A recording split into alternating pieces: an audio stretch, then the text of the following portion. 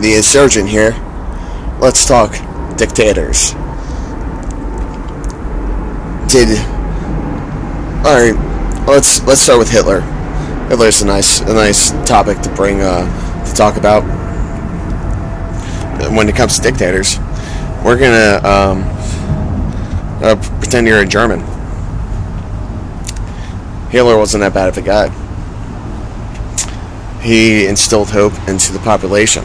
He was a charismatic leader. He did what his country needed at the time. The problem is, it was not a well thought out plan, and which is why the Nazi machine failed. And going back to Hitler, the Volkswagen, the people's car, was he mad for wanting to get 40 kilometers to a liter back in the 40s? He was ahead of his time a little bit, if you ask me.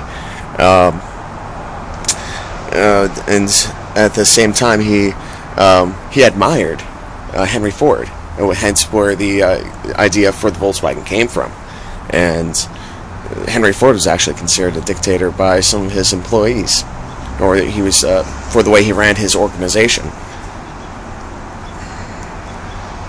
And it's all relative. Set aside the bullshit, the Republican and Democrat bullshit, and look at the capitalist side of things, and things start making more sense. It's called rational egoism. We apply logic into our practices every day. At the same time, let's look at Saddam Hussein, whatever his name is, that guy. First off, I really don't believe he posed that big of a threat to the United States, enough to where we actually need to put boots on the ground. He was trapped in a box. He could only perform attacks like that of 9/11, and God bless all those who fell victim to the terrorist acts of those days, of that day, and every day, really. But the thing is, he was trying to break away from. He was selling his oil for dirt cheap. So he could pay off his bills. It's not really that stupid of an idea.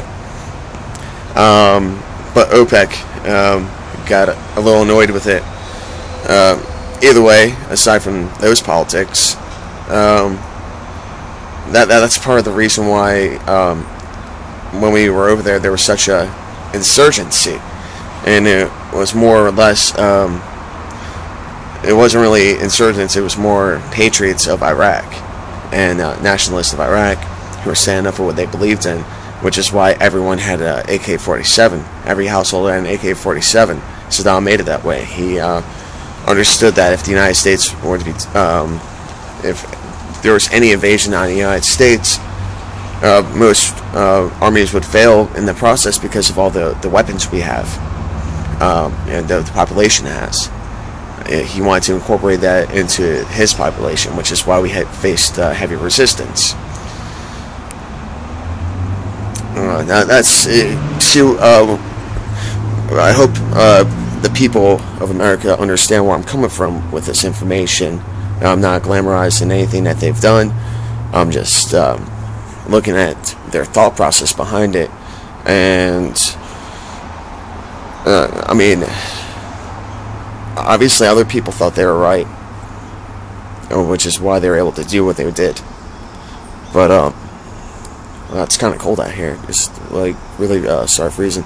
Anyways, I hope that opens our minds up a little bit.